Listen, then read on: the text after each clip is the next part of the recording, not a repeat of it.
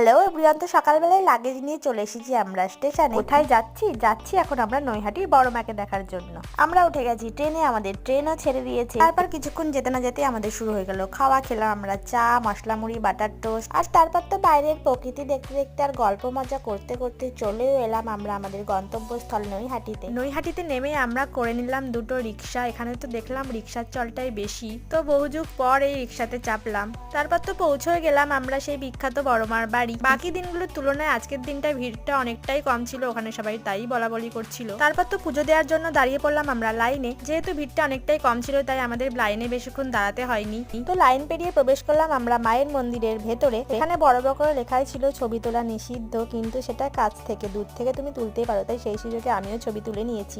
অঞ্জলি দেওয়ার কোনো ব্যবস্থা নেই, ঠাকুরমশাই পুজো দিয়ে দিচ্ছে। তো মাকে দর্শন করে আমরা চলে এলাম নৈহাটির ফেরিঘাটে। তারপর সোজা চলে এলাম আমরা স্টেশনে, তবে বাড়ি ফেরার জন্য নয়। Okay bye.